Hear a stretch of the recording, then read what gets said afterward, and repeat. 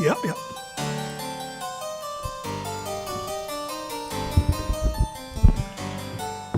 Good evening, everybody.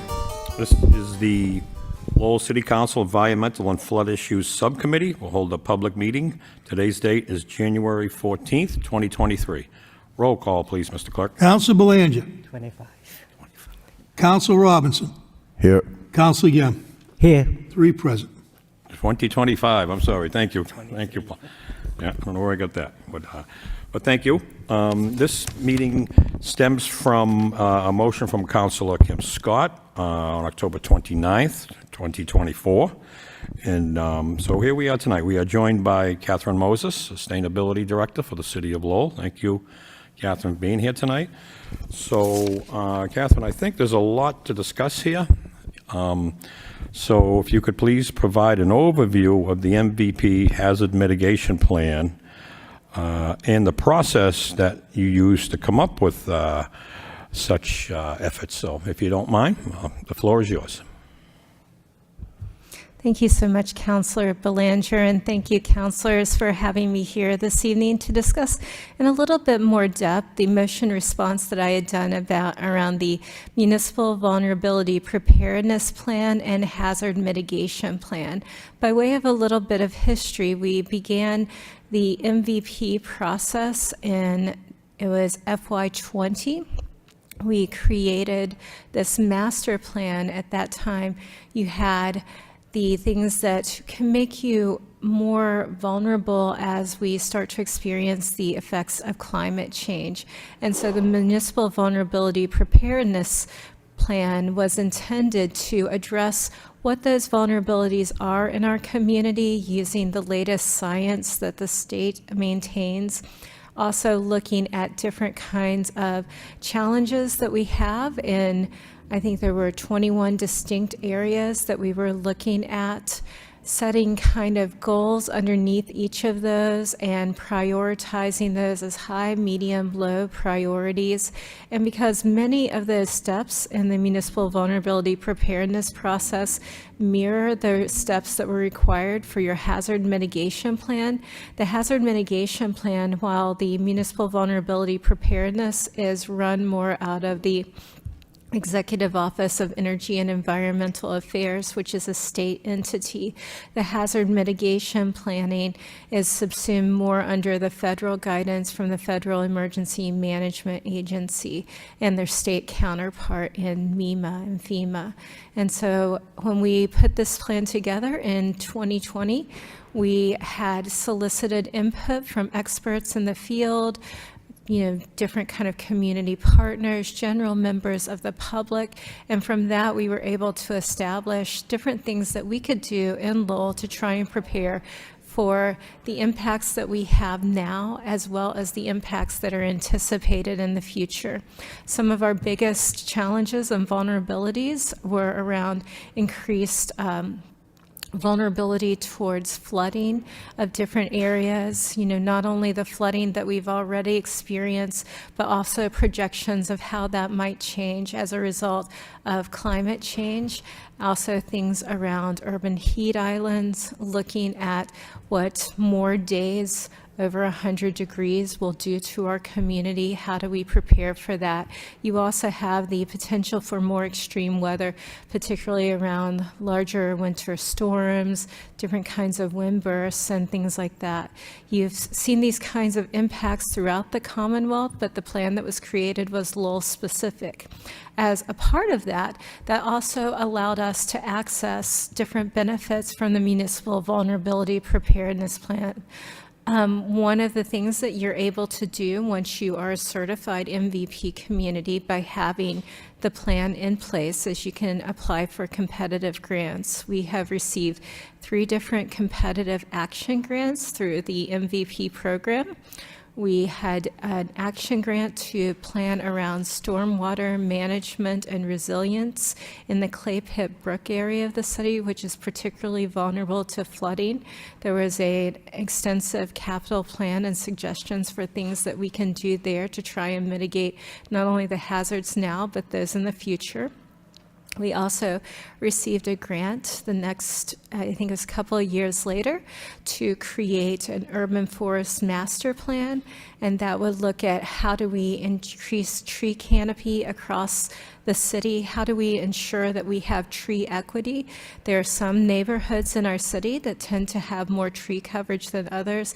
How can we think about planning for creating kind of the urban forest of the future, so we mitigate those heat islands, that we really are addressing the needs of our most vulnerable, and that we can choose tree species that are going to be resilient even in a changing climate. And the most recent grant that we got from MVP is around the St. Louis Sponge Park, which is a multi-phase kind of project, and I think is really just going to be an amazing project, not only for Lowell and the vulnerabilities that it'll address here, but also as a learning tool for our community, for surrounding communities, about what is possible when it comes to resilient design. One of the other things that we pursue to try and ensure that we are addressing our vulnerabilities identified in the plan, we, I think it was last spring, had applied for a direct technical assistance grant from the Federal Emergency Management Agency. We were able to secure this technical assistance, and even though it's not something that has a monetary value associated with it, we're very excited to get started with it, because the federal government has these extensive grant programs that can really holistically address the kinds of vulnerabilities that are addressed in your hazard mitigation plan.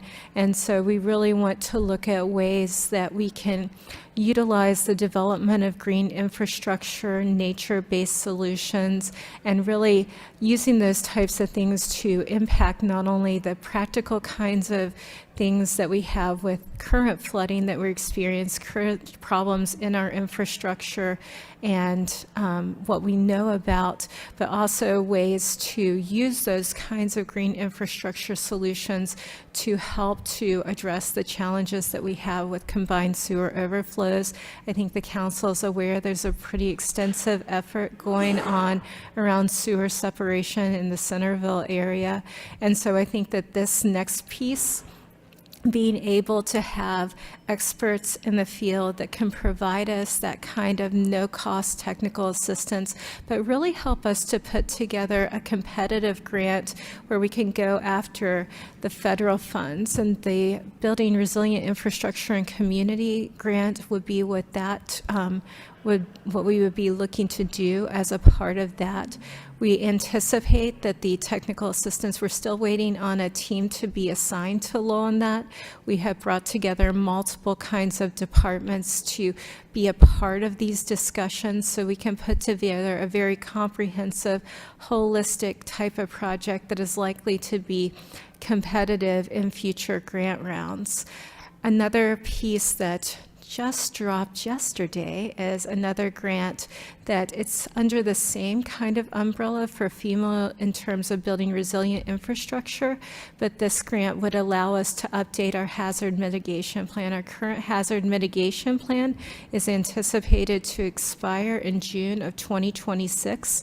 So this would allow us to take a look at the things that we identified in priorities in there, assess our progress, think about things that may have changed or additional vulnerabilities we might want to address. And by having that updated hazard mitigation plan, that makes us eligible for additional federal dollars in competitive grant opportunities. The state has actually taken another look at their municipal vulnerability planning process, whereas when Lowell did our process, we primarily did that under this umbrella that kind of paralleled the MVP and the HMP tracks. So you're assessing your hazards as well as your vulnerabilities due to climate change. They tried to think about what kinds of outcomes are we getting from these types of things, and they created what they call MVP 2.0. which is a 2-year grant process. It's much more limited in scope in terms of what you're looking at, but it's meant to be more impactful within the community. It really looks to engage residents, particularly those in the environmental justice community that we have so extensively in Lowell, and to really make something practical come out of that. And, you know, I think I'm very fortunate to live in and work in a place like Lowell, because I feel like when we're looking at these types of outreach and engagement efforts, Lowell really has a history of reaching people where they are, of trying to proactively solicit the input of those that are most to be impacted by our decisions. So that's the positive thing about MVP 2.0. The challenge is that when that grant program opened up, there are several communities whose MVP plans were older than ours, so they are required to apply for the funds.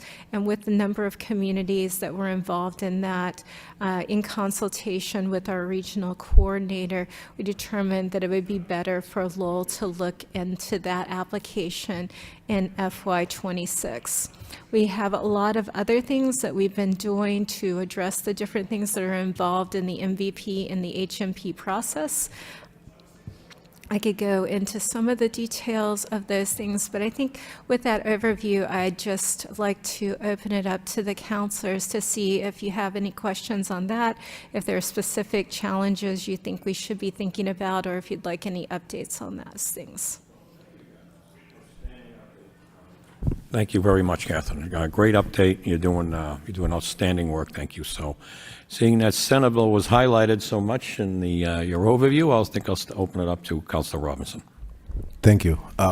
Again, thank you for all that you do. I know you've been working tirelessly behind the scenes on anything to do with efficiencies, energy efficiencies, sustainability, and climate change, getting us ready, moving us forward with proper planning, and I really appreciate that. Some of the things you touched on, Clay Pit Brook, that's Beaver Street area? Yes or no? I'm sorry, what was the question? Clay Pit Brook, where is that location? Yes, so we have a master plan that's been created for that, and we've been looking to try and address some of the recommendations from that. As an example, one of the recommended items was to look at some of our culverts in the area. And so the Stockbridge culvert was indicated as a particularly vulnerable culvert that needed to be addressed. We did a partial design as part of the MVP process that's going to a greater, fuller design right now. I know that and some other vulnerable culverts, the engineering division is working on that. But what we're also hoping to do is through this technical assistance grant to look at putting together the types of projects that would be competitive. So we've already identified a lot of those through the Clay Pit Brook capital planning process, and if we can find ways to marry that up with the Building Resilient Infrastructure and Communities grant and really put together a comprehensive type of application that will let us access a lot more of those federal funds so that we can really make a lot of progress on that. Thank you very much. So I know Beaverbrook area, that was something that over the years, it was a common flood zone. We were having problems. I believe Army Corps engineers came in. They helped with flood wall. There's, I believe, the CSO work that's going to be taking place over there. The outfall isn't far from that location as well. St. Louis Park, as you touched on briefly, which I'm thrilled for. I think the residents are going to love it. I think the guests and visitors are going to love it. And it makes sense. A sponge park. And as you said, it's a learning tool. It's something that I think we're going to have a lot of eyes looking at. Another thing that I'd like to highlight that I believe you're part of with the overhaul of that St. Louis Park is working with the university sustainability department on a reflective coating for the basketball surface to kind of help mitigate, again, the heat island effect over in that area. I personally would love to see maybe in the future start working towards a couple key pieces where we have heavy investment in a lot of outdoor recreational opportunities. Basketball courts, a lot of surrounding communities are starting to realize the benefit of covering. So in the middle of the summer, the kids are out of school, people can utilize the space and still have protection from the sun, and also to help mitigate the heat island effect. Also, I've heard from many residents while they're out in the parks enjoying that space, whether it's with a younger child or an older child, there's not a lot of options for coverage from the sun on those hot summer days as well. So maybe that's something we start to look towards. I'd love to see personally basketball courts in the city, potentially maybe a pilot, get a roof with solar on top of the roof to power the scoreboard. So now you have a robust basketball court created that's running off of solar power and providing that shade and coverage for those that are using it, and they can play in the rain as well. And I think we'll get more usage that way. Another big piece I've been speaking about, and I know it's probably a cost situation where I'd love to see when we start looking to, say, St. Louis Park, where we're going to have to implement large parking areas because there's going to be so much activities offered, some kind of permeable surface where we're allowing that precipitation to drain through, and we're not channeling it out and have to, direct it into our treatment facilities, even with the separation.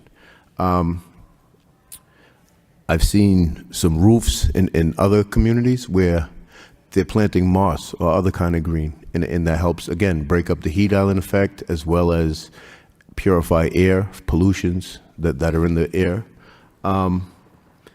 And I was just curious, even murals with moss, that was something I brought up in my first term. And I saw that it's fairly in its infancy stage, but I think that's another piece down the line that maybe we start to look at with CASE and other organizations within the city and say, hey, do we have any artists that would be interested in piloting a mural with utilizing moss? And again, the benefits of that. And I've seen the studies are showing that moss murals do not cause any damage to the surface it's applied to, and it's pretty easy to remove if that was ever wished to be done. And so there is a process in place for that. And I just had a question on the MVP 2.0. Does that incorporate, because something we hear a lot from our residents is, what can we do? I know one of the areas I wish we could do better or offer something for our residents is weatherization for homes, whether it's for landlords or for single families. If there's any kind of grants available to assist with that, I think that'd be huge for the community as well. But thank you for everything you're doing. Thank you so much. I have so many ideas written down here now. So I always feel like we get our best ideas from the city council. And so thank you for sharing those. A lot of those kinds of things we have started looking at. Some of them are new things. In terms of your last question on weatherization, I think right now where we are, we have been looking for ways to continue to reach our residents, to help them to access the Mass Save programs, which have pretty robust incentives around them. We're very fortunate to have a full-time dedicated staff member. If you've never met Victor Vargas in the city of Lowell, you really need to meet him. He's very passionate about what he does. He finds comprehensive solutions for people's energy challenges, whether it's billing challenges or more long-term things like weatherization. So one of the things that we're doing around weatherization is that we have Victor's position to help directly connect people with that. We've also been selected to be a part of a pilot with the Massachusetts Clean Energy Center. It's called the Home Modernization Navigator, and I'd be happy to share additional information with the council. But the idea in that is that people would have a dedicated place that they can go to figure out what are all the different things I can look to do to reduce my carbon footprint. So the vendor that's been selected for that is All In Energy, and they can help people to navigate what can sometimes be a confusing landscape. So when should you do weatherization? How do you connect to that? When should you think about considering heat pumps? Can you integrate solar as a part of this? Should you look at changing your vehicle to electric vehicles? Should you be looking looking at other opportunities and changes like that. So I think that'll be kind of a one-stop shop to help people navigate these different kinds of landscapes and to understand all these incentives that are involved with those through the Mass Save program, through some of the federal tax provisions within the Inflation Reduction Act, with other kinds of things that are coming up. We're watching some of the state grants. The state had received some federal funding for two particular kinds of grants. One was related to a heat pump accelerator for the Northeast, and we're waiting to see exactly what that looks like, but the idea was that you would get cold climate heat pumps and make them easier and more affordable for people to be able to access. Another piece of that is a separate grant that they received called the Solar for All grant. We're not really sure exactly what that's going to look like. We anticipate that DOER will release that this spring, but we think that there are going to be opportunities for more of our residents to be able to have solar panels on their homes or to be able to take advantage of it if you don't have a single family home or a home that's good for solar. Another thing that hopefully we will be rolling out soon are enhancements for the existing low-income programs that are part of the Mass Save program. We think that these enhancements will help to address some of the barriers that people encounter that keep them from moving forward on things like weatherization, and also to help them to start to that transition away from fossil fuels to try and get them on the decarbonization pathway. It's my personal belief that the decarbonization pathway starts through energy efficiency. It starts through weatherization, because whatever you're doing in your home, the first step is to make sure you have an efficient home, and a big piece of that is making sure you have adequate insulation, making sure that you have proper air sealing, making sure that your appliances are as efficient as they can be. And so we have a lot of great things going on in that area, and I think a lot of exciting things to look forward to in the future as well. But for a more practical kind of thing, if there are people that are interested in being part of these programs, like I said, we do have a dedicated energy advocate, and I always get myself in trouble, but I'm going to give his phone number out anyway, because Victor loves hearing from people. So his number is 978-674-1408, and he can really help you to navigate that process. He can connect you with other resources. He can take a look at your bill and see if you're paying too much for your energy. He can help you tell you about the different options we now have available through our aggregation program, including the option to go up to 100% renewable energy and all of those wonderful things. And I could go on for days, but that's probably more information than you need right now. Yep, that was great stuff, Catherine. Councilor Robinson, you want to follow up? Yeah, thank you so much for that. And I think that's great. If you don't mind, can you just please one more time repeat Victor's contact information for those at home? Absolutely. So Victor Vargas is the city's energy advocate, and you can reach him by calling 978-674-1408. If you would prefer to reach out by email, his email is his first initial, last name, VARGAS @lowellma.gov. Thank you very much. And Thank you. I just have a quick question on the reservoir, as it was mentioned. On this hazard mitigation plan, would the reservoir be included in kind of the preparedness part? I mean, I know there's nothing, and I don't want to alert anybody, act like there's something that's not. It's been inspected routinely. We're in great shape with that currently. But I'm just out of curiosity, that is part of this mitigation plan, I'd imagine, and I'd hope, as well as with the tree, the master tree plan, mitigate heat islands. I have a little bit of concerns as my neighbors do in Centerville, because we're removing quite a bit of trees from the reservoir. Some are going to be replaced, not all.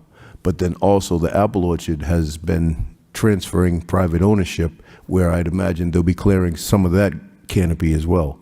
And so that's kind of a lot of green canopy being lost within those two parcels that are side by side. So anything in the future plans that we can do to try to offset those losses, I think would be greatly appreciated. Yeah, thank you so much for the questions. And to your first question about the reservoir, that is considered critical infrastructure that is assessed as part of the hazard mitigation plan. Again, what are the vulnerabilities? What can we do to prepare for any kinds of vulnerabilities? And how do we make sure that that asset doesn't become a liability? So that's all a part of the analysis. And for the trees that are being lost in the reservoir area, I did work very closely with the team that was creating the replanting plan. And one of the things that we really wanted to make sure is that we wanted to align the replanting efforts with the recommended climate resilient species within the urban forest master plan. So those conversations are happening. And we're also going to be looking for ways, there's the piece of tree planting that's, what do we do within the public right of way? What do we do on the city side within parks? And then there's also making things available to the residents to do on their own properties. The city does participate in the Greening the Gateway Cities program, where you can get a tree for your property, no cost. You just need to commit to watering it for a few years. And we have information on that on, I think it's maurbancanopy.com, and you put in Lowell. I can get the exact website, but I think that that's what it is. But it's a great program. We've been able to plant a number of trees. I know in the council meeting later this evening, you'll also be learning more of what we're done around planting native trees in different areas. And, again, that's where I'm really fortunate to live and work in a city like Lowell, because I know that our planners and those in our DPW, they really are committed to making this a better community. And I think trees are one of the ways that we're looking to do it. Okay, thank you very much, Thank you Kathleen. very much. Thank you, Councilor. And the chair would like to recognize State Representative Tara Hong, who stepped in. Councilor Yum. Thank you, Mr. Chairman. Thank you always again for your effort in helping us, in the area of sustainability. I think that's what we needed the most. I have 3 specific questions, and I want to maybe ask you to kind of talk in detail. In the motion response under progress, talked about Table 7.1 of MVP report, including priority hazard mitigation and climate adaptation actions.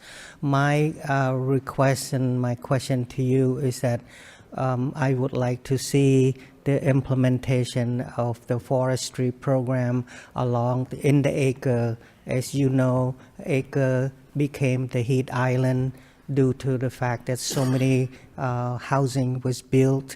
It's all concrete and everything. If you go on Market Street behind us here all the way to UMass Lowell and the river, you see no tree at all except all this concrete and block building.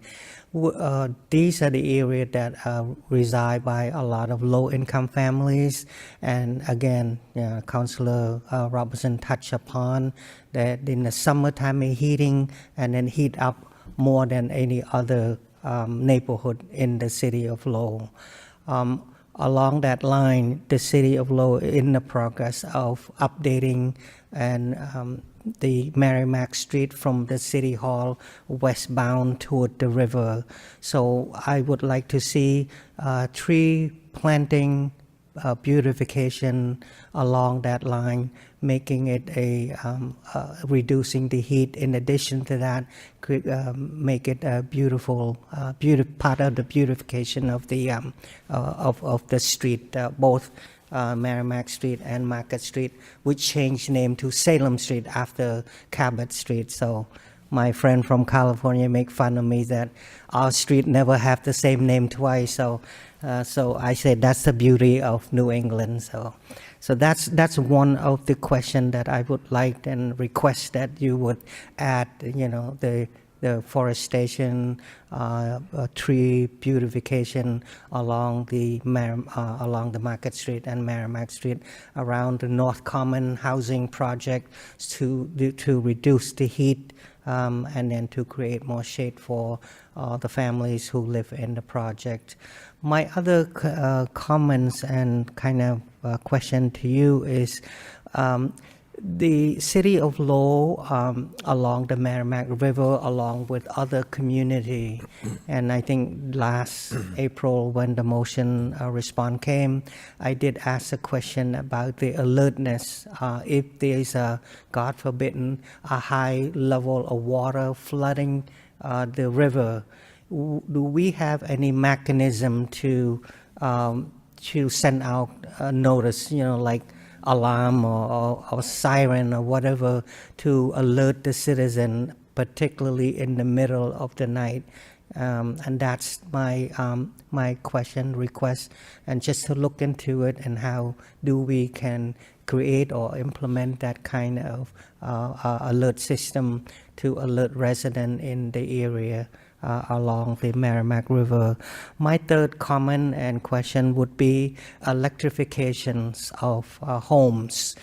National Grid had been pushing to do away other community around the greater Boston, all the new housing that being built, do away with a gas stove, with a gas furnace, to reduce carbon footprint and to create, a more sustainability living for families, and particularly in a poor neighborhood like the Acres. So do we have any kind of study program plans to implement or to share with the resident and developer who are building new homes? Do we give them credit? I know National Grid give out incentive if we were to using electricity and do away with the natural gas. Lastly, and this will be the fourth question. So how do we respond? Do you work with other department, police, the fire department, and other department, particularly in light of what happened, the fire furnace in California, a situation like that? Do we have any plans to respond?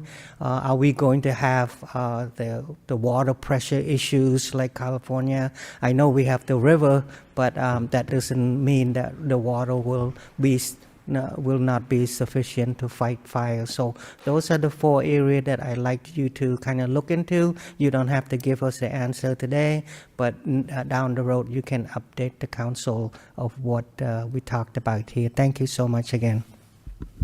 May I ask one clarifying question, Councillor Yim? I think those are all very important areas, and like you indicated, especially in light of recent events, would you like the update in the form of an informational for City Council, or what form would you like that update to take? Whatever you think you can do, particularly informational, can be in a package of the council meetings agenda, so it will be add on to that. And also not just that, but also available on the city website where people can search and look at it. So thank you again. Thank you, Councilor Yum, and great job by my colleagues who both have had the unfortunate experience with flooding issues in the district, and asked some great questions here today. So with that being said, Catherine, can't help but to think of 2023 and the rain we had that year and the flooding issues that were all over the city. So I'm going to theorize that, the flooding issues are at top of the list of priorities and / vulnerabilities. You know better than I. But so that being said, what are the high problem areas, if you will, and what have we done to remedy them in the interim, if you don't mind? Yes, thank you for the question. And I would probably put more granular information within the informational that I do for the council that'd be fine, around yeah. some of these larger things. But I know, the challenge with Lowell is, we are surrounded by two rivers. That's a fantastic thing. That's what helped to build the city of Lowell into the wonderful, rich industrial history and city that it is. I think that does bring additional challenges, particularly when you get the extreme rain events and particularly when you're looking at how that impacts the average person and their home and the things that they care about. And so we know as part of our MVP and our HMP, there are areas that are more prone to flooding than others. There's some places where the topography of the area actually increases vulnerability to things like that. I think what we found in the Clay Pit Brook Capital Improvement Stormwater Management Plan is that a lot of times to address the flooding hazards close to the river and in the particular topography you're looking at, you want to think more proactively kind of upstream from where you would think the problem would occur. Because if you can create the green infrastructure or if you can create things like floodable fields further up, you can probably reduce the vulnerability further down the line. And so those are the kinds of things that we're going to be looking at addressing through this technical assistance grant to hopefully go to a larger implementation grant through building resilient infrastructure in communities. Like you said, the summer of 2023 and the year itself did see unprecedented levels of rain, and I know that that caused a lot of problems. I think part of what we've been looking at is looking at hardening our infrastructure, our gray infrastructure, our culvert systems, places where we can build retaining areas for water and things like that, but also looking at the role that green infrastructure and nature-based solutions can play in a comprehensive type of strategy that we can look at. But I can definitely get you more information on those types of things and more granular data on where we're looking to do things that are in progress already and things that we're considering in the future. That'd be great, thank you. Do my colleagues have anything to add? Councilor Robinson? Thank you. Do you anticipate, or is there anything my colleagues and I can do to kind of help usher in some of the more permeable surface when it comes to different projects that we've been advocating for? Because I mean, not just say parking lots, municipal parking lots, but would that be something that we could look at, even in certain areas that we know we're up against, say, standing water in the roads because of outdated infrastructure, and until we can complete the CSO work, is there anywhere, like I know Coburn Street area, for example, would it make sense to start looking at maybe permeable surface in that area, just maybe a localized patch to help mitigate some of that spring rains that get heavy and overwhelm the existing infrastructure? But I think any suggestions or recommendations, I'd love to see that. I know in other communities I've seen even the honeycombs where they put, it looks like the honeycomb on like turnarounds and cul-de-sacs, and there's grass that grows in between the cement honeycombs, and that's their road surface there on that cul-de-sac. And when you get heavy rains, because it's such below grade, it absorbs a lot, and there's no real standing water. And I think those are the kind of well thought out ideas that I'd love to see more implemented in the city. Yeah, that's an excellent thing to begin to look at. I think some of the challenges in kind of implementation, I think there are wonderful ideas on paper, and then there are challenges to implementation. And we run into this kind of thing a lot when we're looking at climate resilience. I think permeable pavement as a concept is a wonderful thing, and I think, especially if you're very strategic in where you place it and your heat islands and things like that, to try and get us to where we want to be in terms of creating a more livable community. I think some of the challenges come in when you're looking at how does that fit into the larger landscape of the area that you're looking to do this in? What are some of the challenges, particularly around maintenance and, salting of roads and things like that? Does that end up becoming a little bit of a nightmare in certain areas versus others? But I think, taking a comprehensive look at where can we start, where might it make sense to do something like that versus, we should probably stay away from this area because of X and Y and Z. But I think considering all of the above solutions is an important piece of it, but it may be a case-by-case, area-by-area analysis that would need to be done to really get to implementation. And thank you for that. And I think one area that we might be able to look at are existing schoolyards, because throughout the city we have large asphalt swatches of playground space for our schools, and maybe that's something that, it doesn't necessarily get plowed, it doesn't get the vehicle traffic, and it might be something to look at, and maybe we pilot one. I could think of Greenelge School, for example. That's an asphalt playground for the most part, so any mitigation efforts would be greatly appreciated. Thank you. Thank you, Councilor Robinson. The chair would like to recognize Councilor Mercia. Councilor Yem, anything to add before we adjourn? Yes, sir.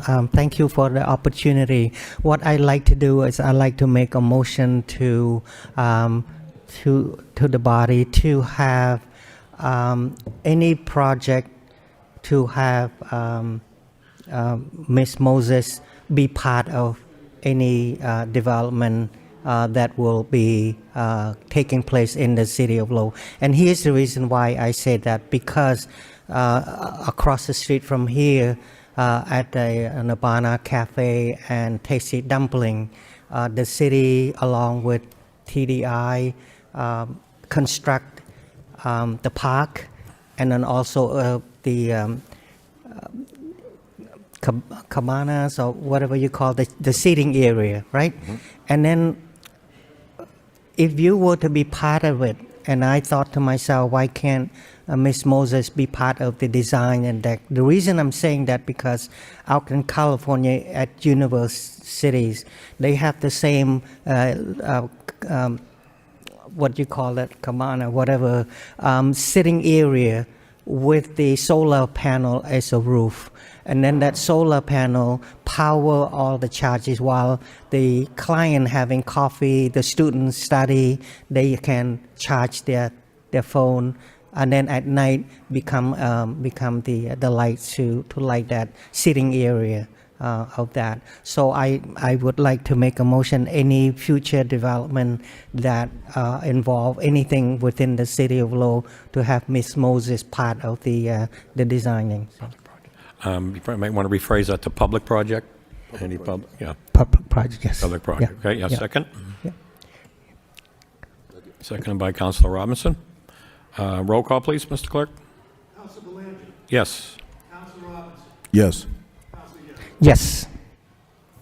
Okay. well, Thank you so much. So thank you, Catherine, for coming in tonight. We very much look forward to your informational report and your recommendations to the council, and that way there the full body will see it. So we very much look forward to that. Thank you for your hard work, and especially seeking out those federal grants. We love it. Yeah. So please keep up what you're doing. Keep up the good work. Thank you again. Motion to adjourn. Motion. Second. Second. Meeting adjourned.